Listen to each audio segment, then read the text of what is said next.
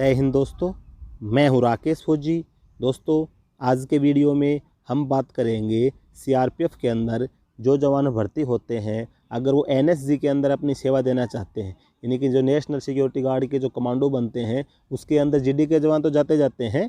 जो मेन जो कमांडो होते हैं जीडी के जवान होते हैं। इसके अलावा जीडी के अलावा भी नॉन जीडी के पद जो होते हैं, चाहे वो ट्रेड्समैन के पद हों, चाहे टेक्निकल डिपार्टमेंट के पद हों, वो ट्रेड्स के अंदर चाहे नॉर्मल ट्रेड्समैन से भर्ती हुआ हो, चाहे पैरामेडिकल स्टाफ के ट्रेड्समैन से भर्ती होता है, तो इसके अंदर कौन कौन सी ट्रेड के जवान जाते हैं और उनको जाने के लिए कितनी इनको एज चाहिए, क्या क्या इनको छूट मिलती है जो एक जीडी के जवान के अलावा। इसके अलावा जाने के लिए क्या प्रोसेस होता है, कितनी योग्यताएं चाहिए, या जो ट्रेड्समैन से जो भर्ती होता है वो कमांडो की ड्यूटी करना चाहेगा कि नहीं कर सकेगा। इस वीडियो के माध्यम से आपको पूरी जानकारी मिलेगी।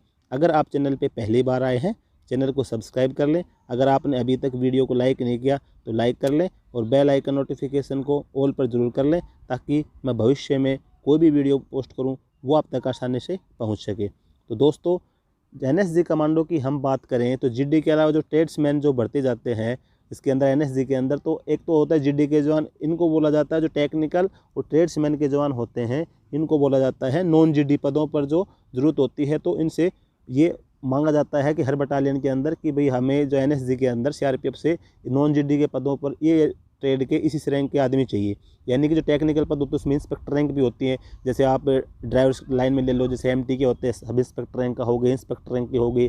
इसी प्रकार से आपके सिग्नल डिपार्टमेंट से हो जाते हैं, वो भी एसआई रैंक के, एएसआई रैंक के, इंस्पेक्टर रैंक के। इसके अलावा जो कांस्टेबल की ट्रेड होती हैं, तो कांस्टेबल ट्रेड में जितने भी ट्रेड्स मैन हो गए ये हो जाते हैं।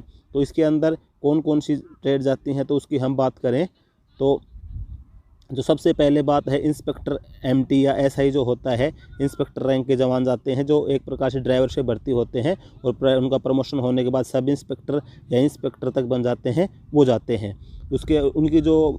उसके बाद नंबर आता है आपका टेक्निकल डिपार्टमेंट से, जैसे सिग्नल स्टाफ के होते हैं, inspector, sub inspector, ASI technical जो होते हैं, उनकी वैकेंसी भी इसके अंदर रहती है। इसके अलावा जो ड्राइवर होते हैं, हेड कांस्टेबल रैंक के ड्राइवर भी जाते हैं, कांस्टेबल रैंक के ड्राइवर भी जाते हैं। अगर ड्राइवर के बाद में हम बात करें तो इसके अंदर कारपेंटर रैंक के भी जवान जाता है, लेकिन इनकी वैकेंसी एक ही वैकेंसी रहती है कारपेंटर की, चाहे वो हेड कांस्टेबल रैंक का हो चाहे कांस्टेबल रैंक का हो। इसके अलावा आर्मोरर रैंक के जवान भी जाते हैं, लाइनमैन से जो जवान भर्ती होता है वो भी जाता है। इसके अलावा कुक और वाटर कैरियर ट्रेड से जो जवान भर्ती होते हैं वो भी जाते हैं, बार्बर ट्रेड से भी जाते हैं, वाशरमैन से भी जाते हैं। अब इनके अंदर जो वैकेंसी होती है वो डिपेंड करता है कि वहाँ पे कितनी रिक्वायरमेंट है, और जो जवान पहले से वहाँ पे अपनी सेवाएं दे रहे हैं उसमें जिनका टर्न ख़त्म होकर वो वापस यूनिट में आते हैं, तो कितनी वैकेंसी है उसी हिसाब से इनको उसके अंदर लिया जाता है। तो इसके अंदर जो इनकी एज होती है वो मैक्सिमम 45, जो ट्रेड्समैन जो होते हैं, कांस्टेबल, हेड कांस्टेबल रैंक के, चाहे वो ड्राइवर हो, चाहे वो कारपेंटर हो, चाहे वो कुक वाटर कैरियर हो, तो 45 ईयर से कम का होना चाहिए। इसके अलावा जो टेक्निकल डिपार्टमेंट के जवान होते हैं, एसआई टेक्निकल, इनकी एज जो होती है 40 साल से कम की होनी चाहिए। इसके अलावा जो इनका सर्विस रिकॉर्ड जो होता है वो हमेशा गुड होना चाहिए। लास्ट 3 ईयर के अंदर किसी प्रकार की कोई पनिशमेंट नहीं होनी चाहिए। आपको मेजर पनिशमेंट या आपका रिकॉर्ड में कोई, जैसे आप छुट्टी से लेट हो गए, आप भगोड़े हो रखे हैं, या कोई आपने ऐसा अनुशासनहीन कार्य किया है, तो आपको इसके अंदर सिलेक्शन नहीं होता है। तो आपकी जो ग्रेडिंग होती है वो गुड होनी चाहिए। जो मेडिकल कैटेगरी होती है वो आप बिल्कुल फिट होने चाहिए, लेकिन आपको किसी प्रकार की कोई बीमारी या किसी प्रकार की कोई प्रॉब्लम नहीं होनी चाहिए, तो अभी आप एनएसजी के अंदर फिट हो जाते हैं। तो इसके अंदर जो नॉर्मल ट्रेड्समैन से भर्ती होते हैं वही जवान जा सकते हैं, और जो पैरामेडिकल स्टाफ जो ट्रेड्समैन से भर्ती होते हैं उन जवानों की वैकेंसी एनएसजी में नहीं रहती है। इसके अलावा इनकी कोई और बड़ी कोई एलिजिबिलिटी नहीं होती जो जीडी के जवानों के लिए होती है। इतनी हार्ड ट्रेनिंग होती है, ऐसा कुछ होता नहीं इनका। साथ में इनके जो जाके अपने ट्रेड का काम करना पड़ता है, क्योंकि इनको कमांडो का जो ड्यूटी होती है, कमांडो की ड्यूटी नहीं करनी पड़ती है। इनको जिस ट्रेड से भर्ती होते हैं उसी ट्रेड का काम करना पड़ता है।